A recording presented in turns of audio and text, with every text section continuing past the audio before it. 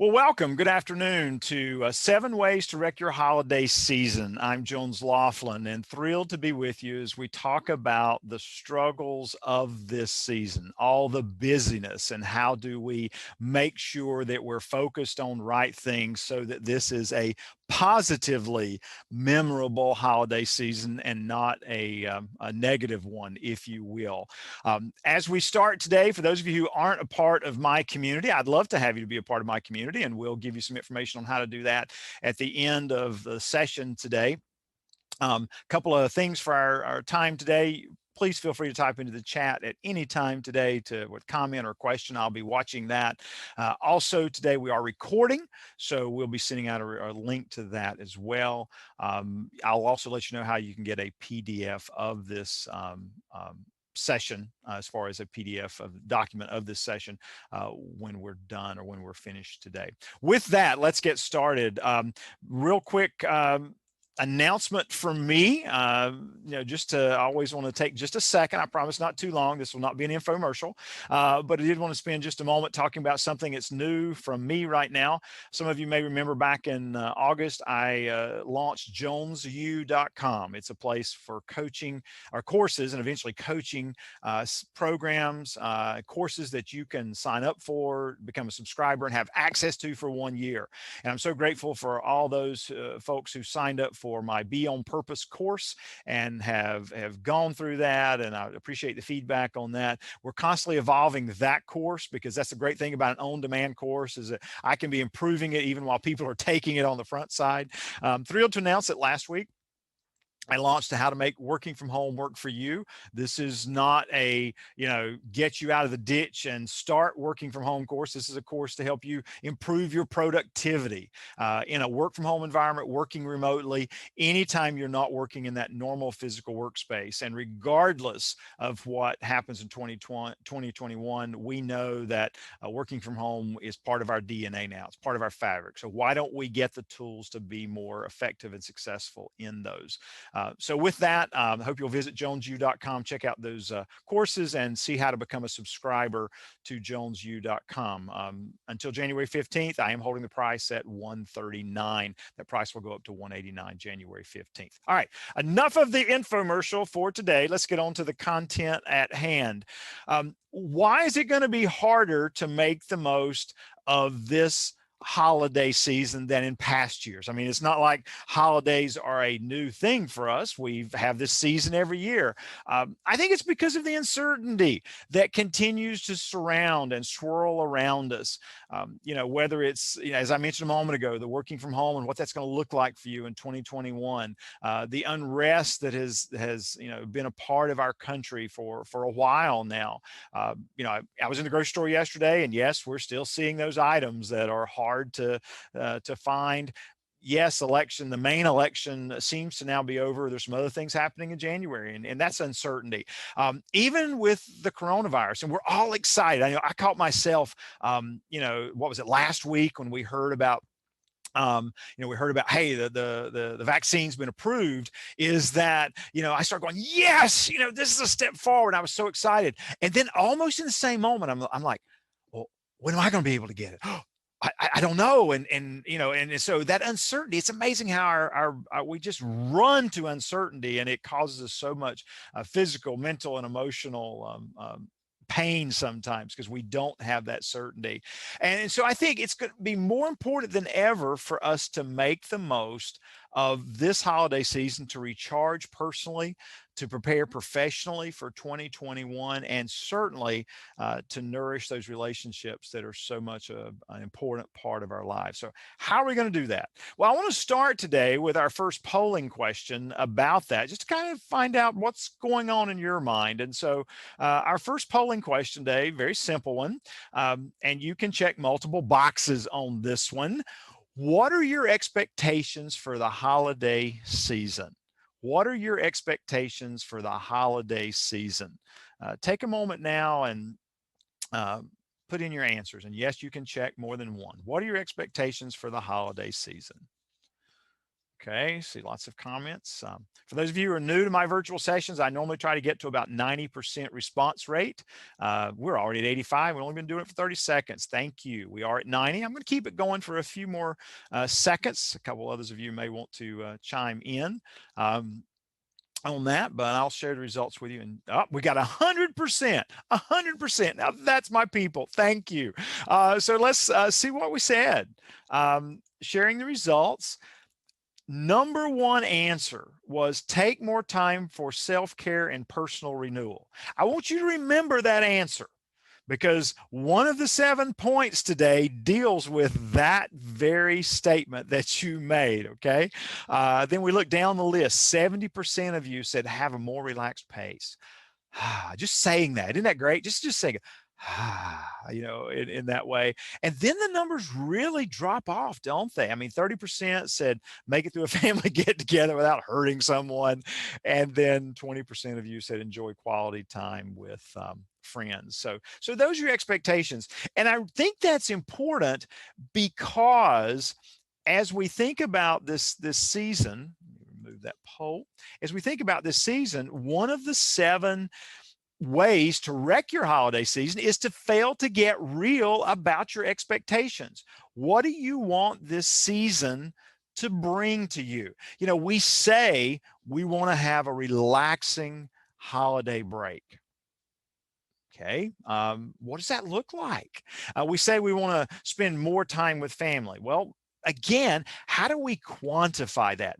How do we make that real and put it in real terms? Because if we're just walking around with these vague expectations, I think so oftentimes we don't know how to make a choice easily. And you know what happens if our brains feel like it's a difficult choice to make? We wind up, sitting on the couch, jumping into work, mindlessly going through social media, instead of really using our time well during the holiday season. So how do we manage this challenge? I think one of the best ways I have found is to think about this idea of 1-3-5. Now, you may recognize 1-3-5 as a time management tool, and it is. I think it's also important to, think about your expectations and put them in 1-3-5 terms. For example, if you didn't accomplish anything else during the holiday season, what's your number one priority? What's your number one priority? In fact, give me an answer or two in the chat. What's one thing for you? If you only accomplished one thing during the holiday break or the holiday season, what would it be for you? Give me an answer in the chat. If you could only accomplish one thing, spending time with my children. Tiffany, note that by Jody. We're going to send her a gift. Angela says rest. What else? Get that present out. Well, see, Christine, you're already done. You've already got the present out to Houston. Yeah, okay, baking. Yeah, downsize my wardrobe. Prepare for the new year. I love your answers. Yeah. Yeah, I'm just watching them as they roll through. Quality time with family. Get the cards out before Christmas. I like that you're finding that this is what I want. This is what is most important to me. And so that's the one, okay?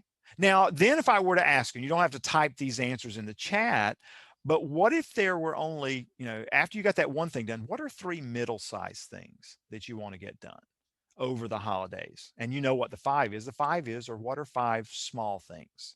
And think about that as a roadmap or a blueprint. If you had, those 9 things laid out, okay, this is the number one. These are the 3 middle size, and these are the 5 little ones. If you got those accomplished, you say, yeah, this has been a wonderful holiday season. But if we aren't willing to quantify and look at where our time needs to be spent, chances are we may waste it in some way. Another way to do it, notice I did that a moment ago. What does blank look like? If you say, I want to relax more over the holidays, what does relaxing look like for you? And then you might say, lying on the couch and binge watching my favorite show. Okay. My comeback to you is, when are you going to do that? Well, I don't know. I'll have time. Yeah, right. If we don't plan for those things that we want to have happen, chances are they won't. So when we fail to get real about our expectations and starting to figure out how to make them reality, that's when we get into trouble and we start not using our time wisely. And then finally, it's setting specific goals.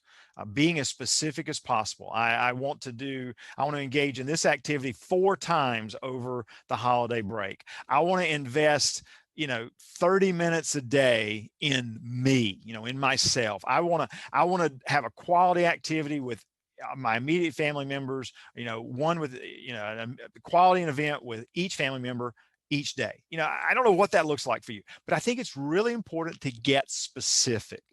Don't deal in generalities, because there's just too much activity going on that might derail you from getting to that place that's most important for you. The second thing is the whole idea of neglecting to plan for 2021. Yes, it's the holiday. Yes, you want to be able to, let go of all the work stuff and just focus on being present with your family and time for yourself. I think that's dangerous if we don't first go, what do I need to do now to be ready for 2021? Because you know what's going to happen if you don't take care of the most important things related to work and what's going to be happening, in January at work, all holiday season long. Your brain is going, yoo-hoo, you haven't worked on that yet. You haven't started taking care of this yet. And so you're trying to focus, and maybe you're just a real powerful moment. I mean, maybe, for me, it'd be like Christmas Eve. I'm watching the Polar Express with my family, and my brain goes, oh, you know what, Jones? You didn't create the list of goals that like you normally do monthly for January. You haven't done that yet. I'm like, there's so many things I think we can do to help relax our brain so we can be more fully present during the holidays. Here are 3 questions that I think you can use to help make sure that your brain can relax and you can really enjoy the season. Number 1, what needs to be done? What are those things that are unfinished right now that if you don't get them done before you head into the holidays, you're going to be reminded lots of times by your brain? Secondly, what needs to be planned? What needs to be planned? So that when your brain reminds you, oh, you got this coming up in January, you can go, yeah, that's okay. I've already started a plan on for that. And then third, how can I prepare now? Maybe just asking yourself, what could I do now to prepare for what's going to be here in 2021? What can I do with the remainder of my time at work or wherever it is, if it's non-work, to be prepared? Now, here's my challenge to you. What is it for you?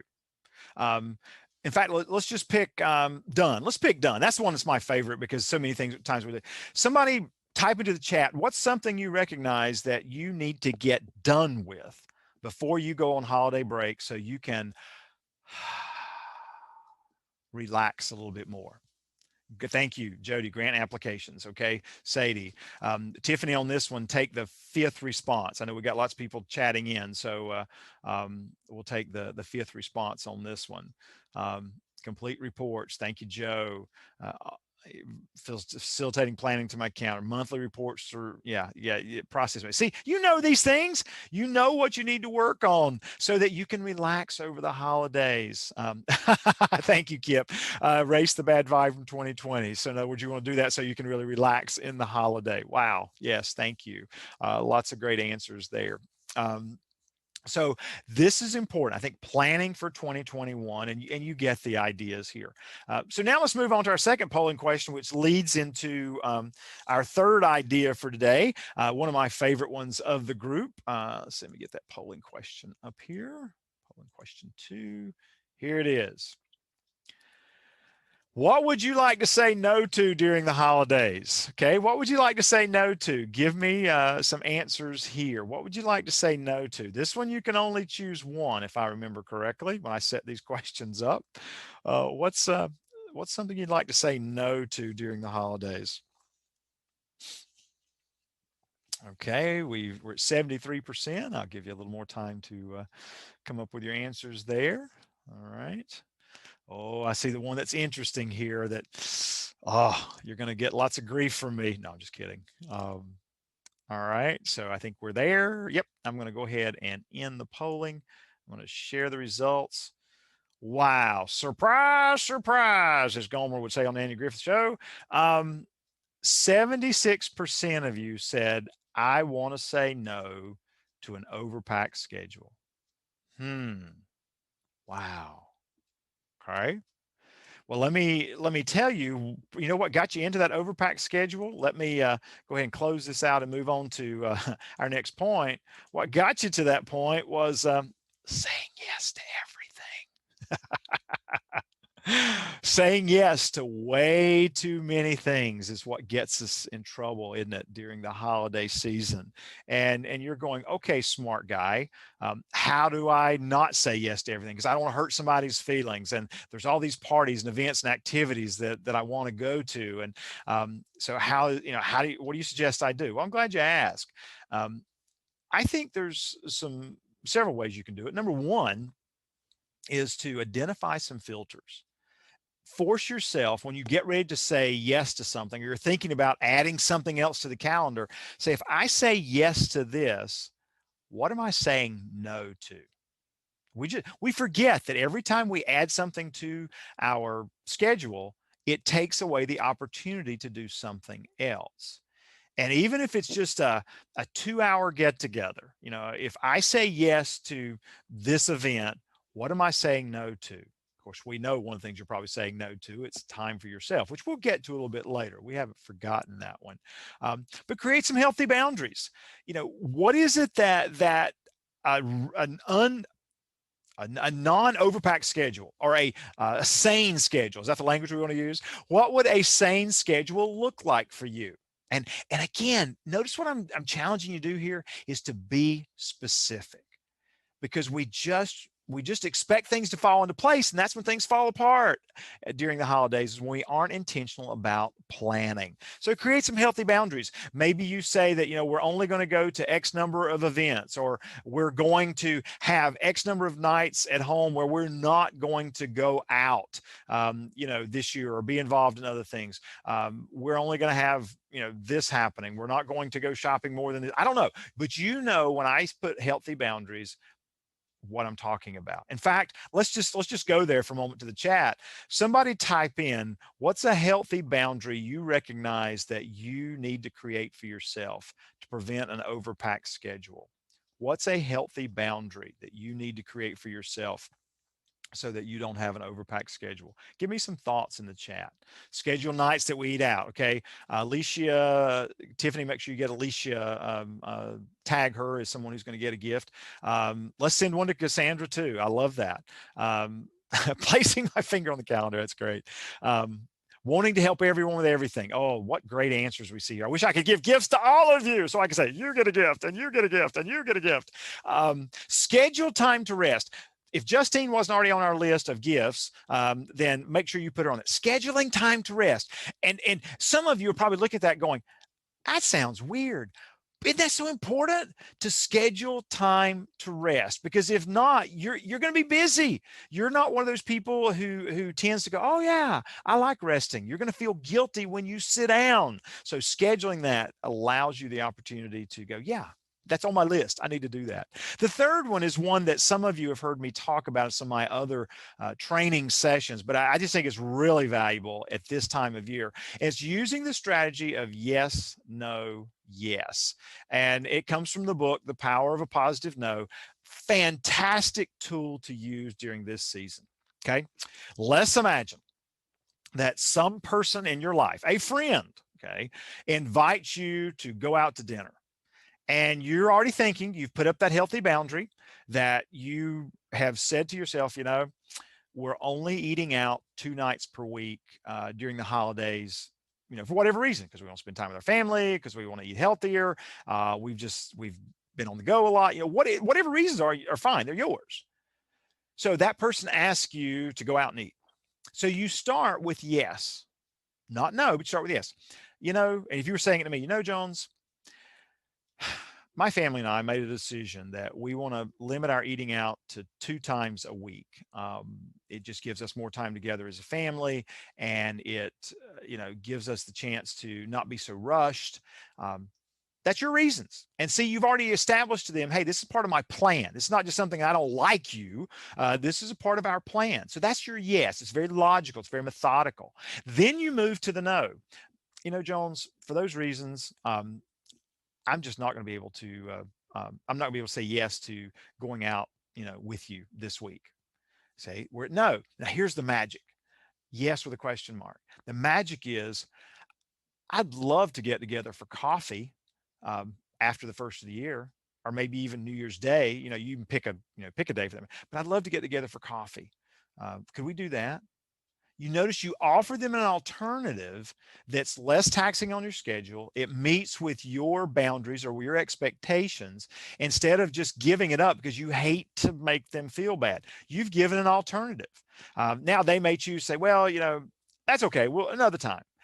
If they're an important person in your life, they're going to go, yeah, I understand completely. And let's do coffee. And then you could even really make it easier on yourself by saying, great, why don't you reach out to me when it'll work for you? Chances are they may get really busy and not even reach out to you. And then you know what? That getting together you wasn't nearly as important as you thought it was.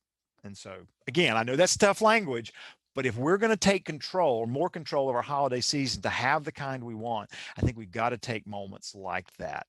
So yes, no, yes. I hope you'll try it to help you with this whole challenge of saying yes too much. One other thing that I like to use to help me throughout the year, and I use it during the holidays too, is a won't do list. Okay. We make to-do lists, but how about a won't do list? And you see my list of items there. I'm not going to fret about, not giving the perfect gift or feel guilty about having a different pace, because that's important. Remember, some of you said a moment ago, or somebody said about scheduling time to rest. Some of you are going to find yourself wanting to take a book, or in my case, my iPad, and sit in a chair, and you're going to want to read a little bit. Yeah, you're going to fall asleep after 5 minutes. That's okay. But you're going to want to read a little bit. And the minute you sit down, you're going to go, oh, I feel so guilty. I mean, I can be doing this, I can be doing that, I can be doing that. See, that's why you make a won't do list, because then wait, that's part of my won't do list. I'm not going to feel guilty about having a different pace or not being in that way. So that's important. And you see a couple of my other items there. I want to hear from you. I told you this is going to be interactive. I want to hear from you. What's something you need to put on your won't do list so that it will help prevent you from having such an overpacked schedule? Okay. Cassandra said work.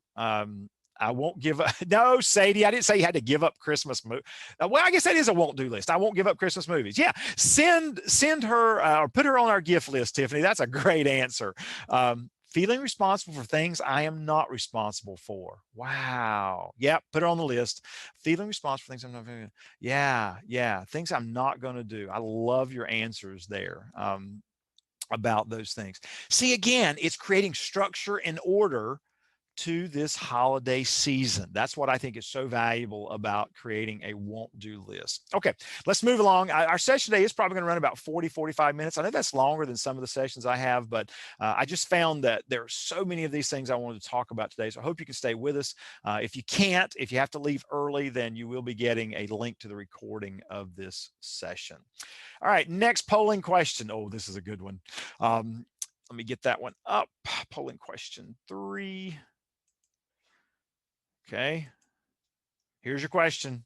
I feel like I neglect my own needs more during the holidays. Yes or no? You want to guess which way this one's going?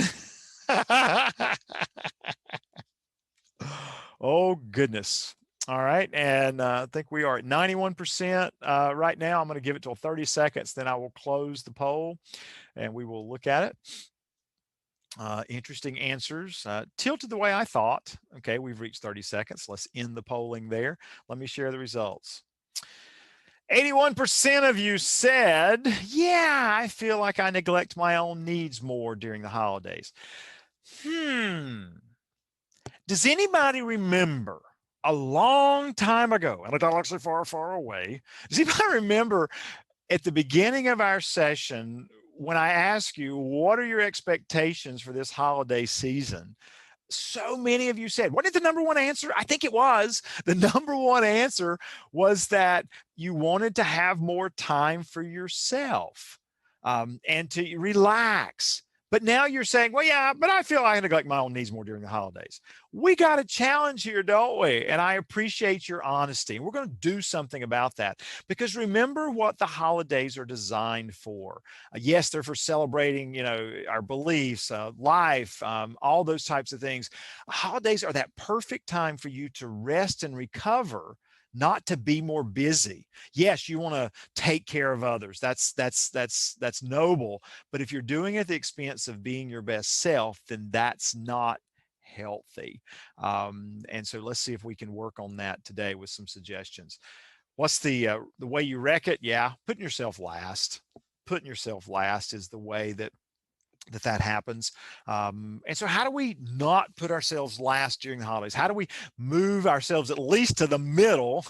Because I know you're probably not going to put yourself at the top of the list. The first one is to check in with yourself about the 3 R's. Here's a real quick, personal wellness check for you. Number one, are you getting the rest you need? And by rest, I mean physical, mental, emotional. Are you getting the rest you need? If you say yes, fantastic. That means you're taking care of yourself. If the answer is no, then what needs to change so that you could? The second R is replenish. The holidays are a time for you to replenish what's normally missing.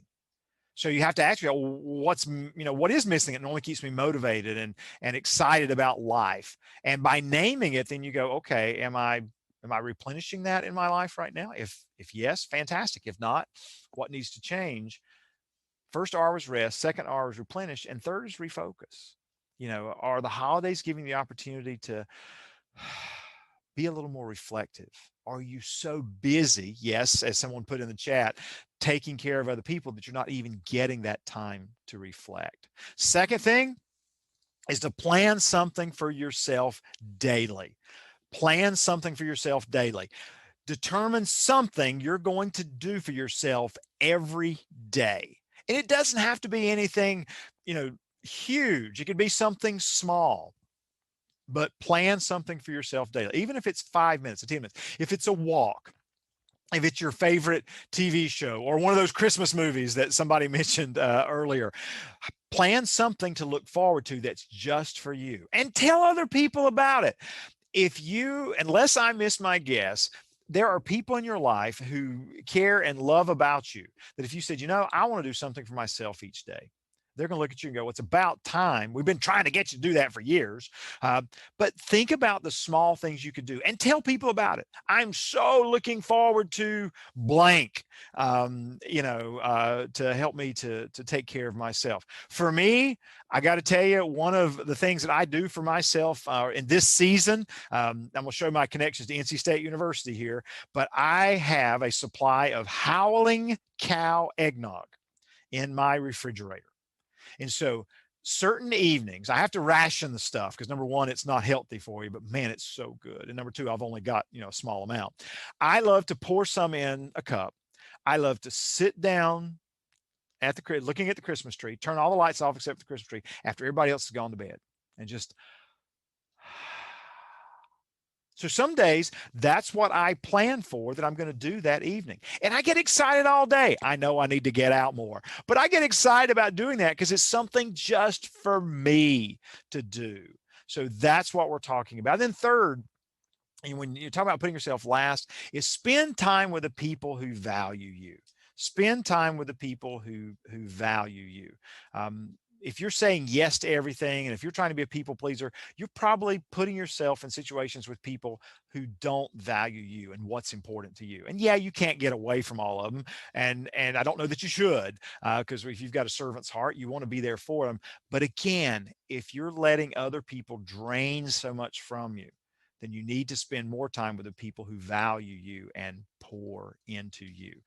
Tracy Burtonette asked about how can I buy some. Tracy, I don't know if they deliver to Colorado or not, but if you'll go to NC State University or type in Howling Cow eggnog, it will pull up the site for it. I didn't expect to get that question this webinar, but it is some really good stuff. All right, let's move along with our session today. Next polling question that kind of leads into our, I believe it's fifth point. Isn't that where we are? I get lost in the points at this stage of the presentation. Yeah, here we go. Which routines do you typically stop or do less consistently during the holidays? And you can check as many of these as you are honest about. Which routines do you typically stop or do less during the holidays? Which routines do you typically stop or do less during the holidays? Thank you for putting your answers in.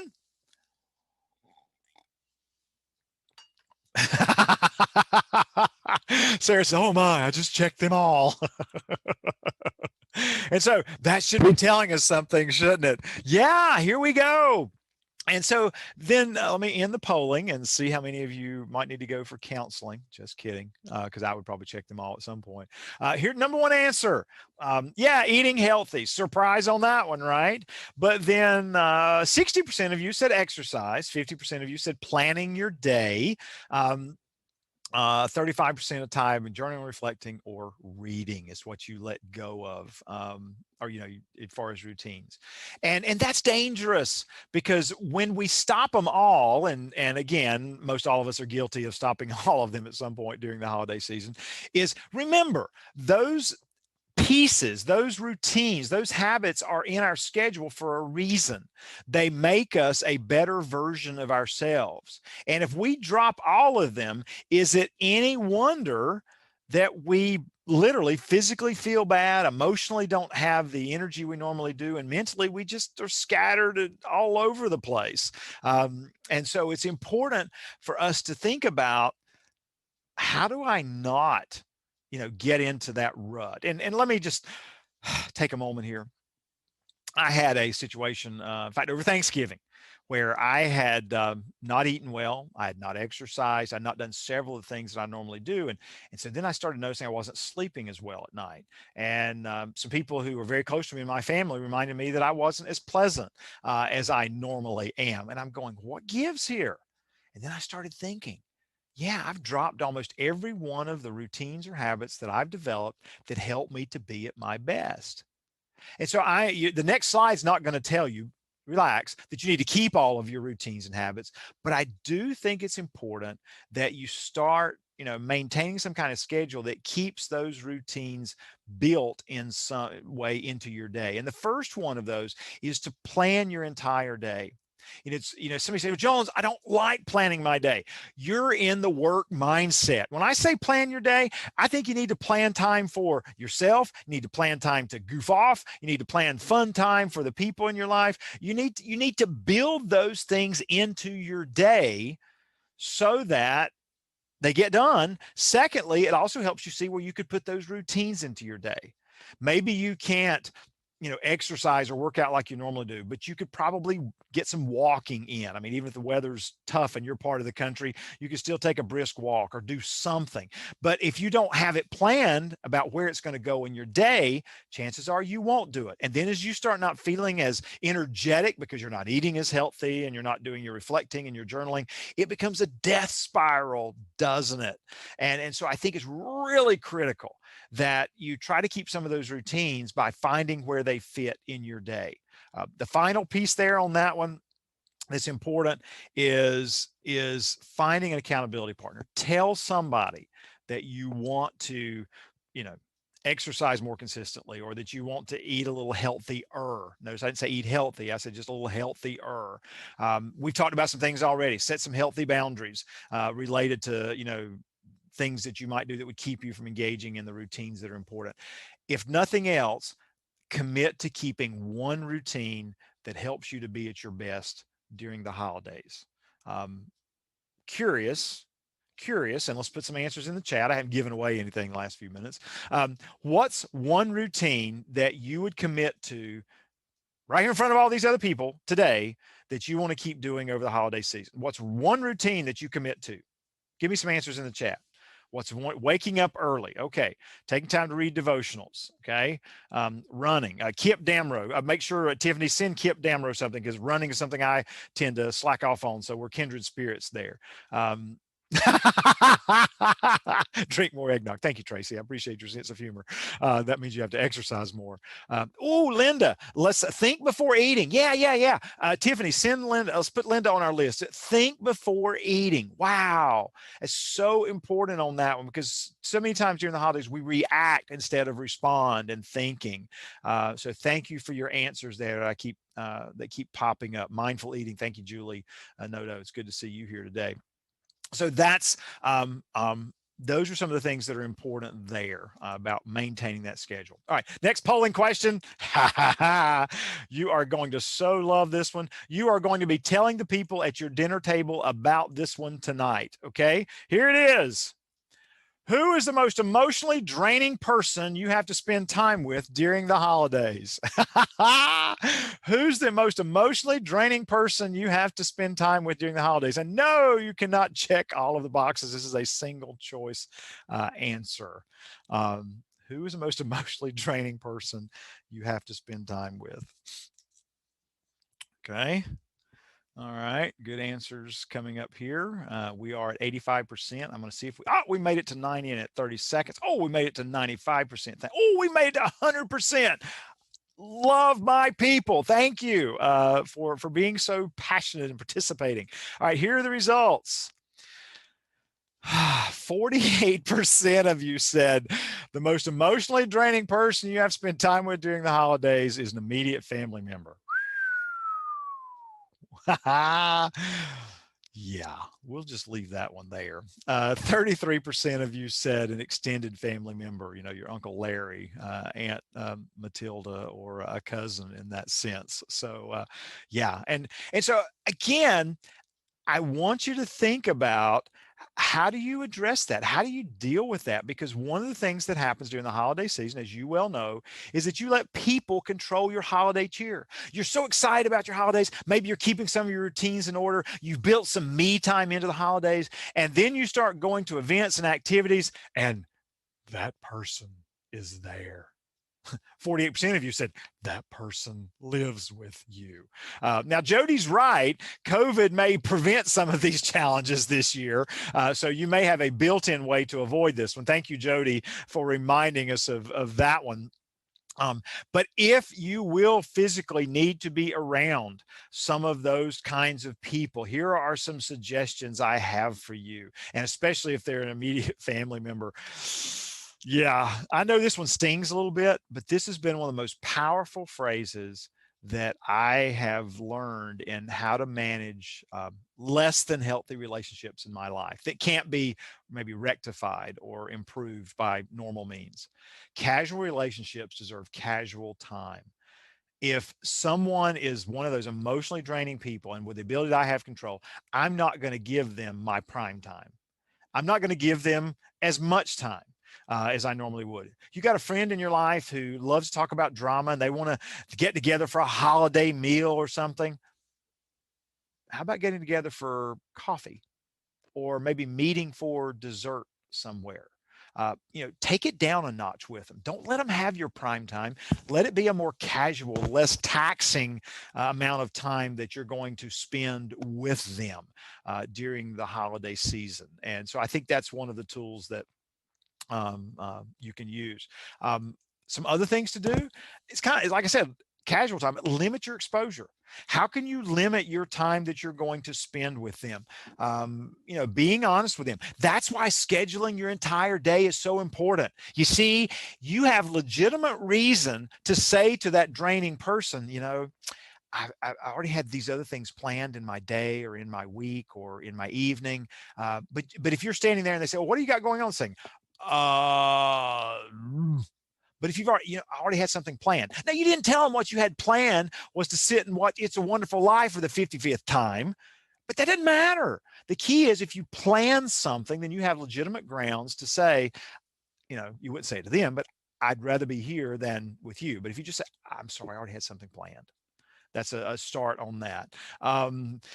Second thing is redirect the conversation. If you're going to have to be around these people and you recognize that they're going to be draining you, the reason they're emotionally draining is because there's something they bring up in conversation. Hopefully you don't, but that they bring up in conversation that starts that emotional drain. You're like, oh no, Uncle Larry is going to start talking about the election or about this or that, or whether masks are necessary or not, or this and that and the other.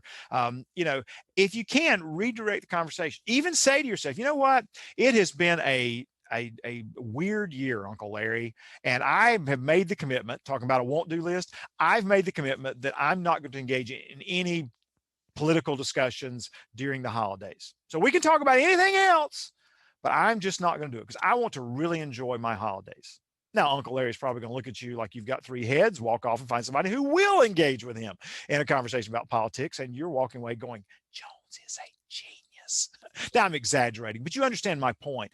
Be willing to tell people what's important to you. And if they care about you, then they'll respect those boundaries. If not, it's not going to matter what you do. Go back to number one, limit your exposure. The third thing was to use your emotional intelligence. And don't worry, we're not going to go deep all of a sudden with the session.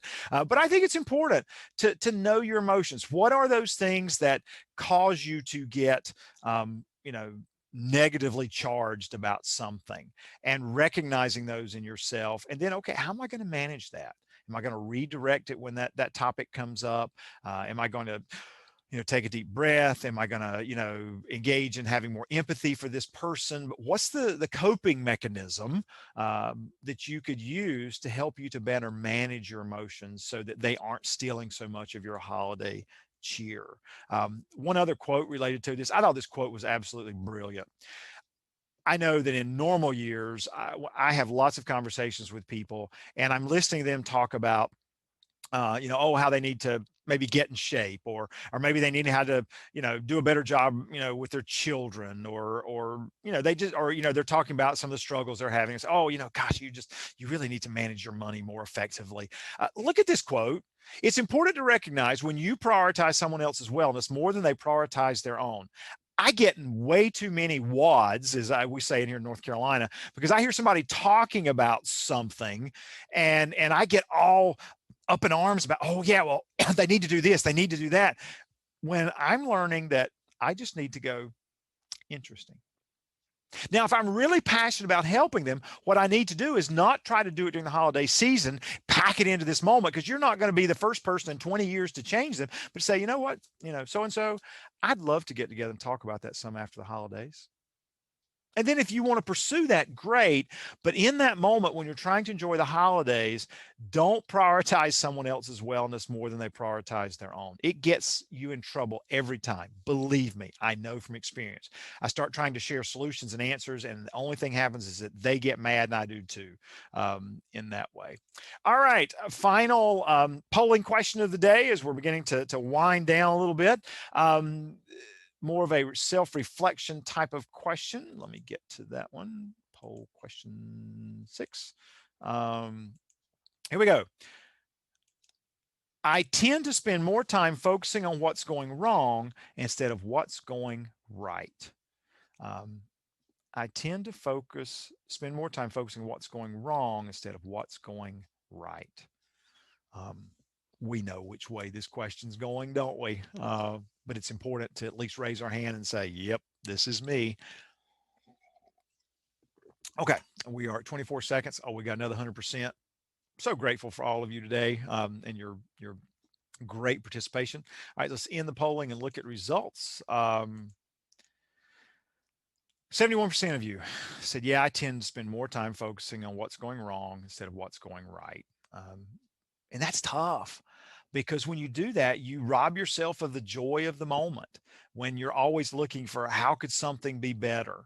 I know in my own experience that my part of my past life included doing a lot of conference coordination, and especially for youth conference and different things. And I would remember that I would go to a youth conference with my older daughter, Alex, as a parent or something. And I'd sit there and watch things unfold. And I couldn't enjoy being there because I said, well, if they had done this, the schedule would have flowed a whole lot more smoothly. And you know what? I don't understand why they did that. I mean, it's just our nature, isn't it? Is to be focusing on what's not as it should be. And for many of you, I mean, I know a lot of you who are on this session today, you're fix-it people because that's just your nature. And during the holiday season, that can rob us of so much joy when we start seeing things that aren't as they should be. How do we combat that?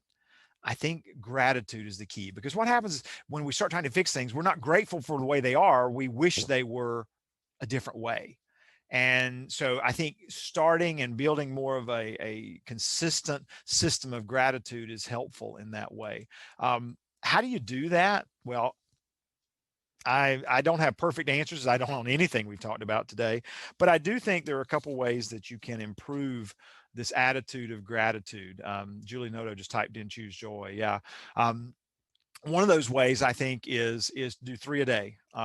What I mean by that is that when I get up in the morning after I've had my reading time, different things, then I list 3 things that I'm grateful for, and I don't let myself list anything that I listed the day before. So it forces me to think a little more broader. I mean, I think of how I'm grateful for my family. I'm grateful for friends. I mean, I think about that, but I've got to try to dig a little deeper about what I'm grateful for, because it just starts my day in a positive way. Then the 1 a day is that, every day I try to send a note via either written note or an email to someone just to tell them I'm grateful they're in my life, or for their friendship, or a business associate. I mean, this is work related as much as anything. And that, just to let them know, hey, I so appreciate who you are in my life. And sometimes just saying that phrase to them, it's amazing how it just resets me and causes me not to always be looking for what's wrong. Finally, giving experience is a gift. Now, this is a way to really put gratitude into action. And I've heard a lot of people talking about doing this because of COVID, of course. You're not going to be able to necessarily physically spend time in the same space with the people who are important to you in your life outside your family. Is planning something you're going to do with someone. I mean, what a wonderful way to say, hey, you're so important to me, and here's what I want to do in January. The first Saturday in January, I want us to do this, and to plan that. And it just really gets exciting because you're building on the idea that they're important people in my life, and I want to show them they're important. So it's, being that kind of person who puts gratitude into action. That's what I think is important. So guess what? We've covered all 7 of the ways that you can wreck your holiday season. I love what Amy Denning just typed in. I am planning a scavenger hunt for 2 friends through Lancaster, or it might be Lancaster. If it's in South Carolina, it'd be Lancaster. If it's in Pennsylvania, it'd be Lancaster. So yes, thank you for that, Amy. So we've reached the end of our a formal presentation, well, almost. Some additional resources for those of you who may be participating today who are not a part of my community. I would love to have you join that, and you get first dibs at new things that I have coming out, and find out about resources I have coming available. If you would like that, if you're not a part of one of those 2 things you see on the screen, either my weekly 3-minute video or my monthly communication, just send an email, put weekly or monthly. If you're already signed up for one, won't try the other, put that. If you're already a subscriber, you can email me and just put 2021. And the reason I say that is for anybody who signs up, or if you send me that email, it says 2021, I'll send you my list of 21 simple ways to make 2021 a better year. Just some casual thoughts that hopefully you'd pull an idea or two to make 2021 a better year.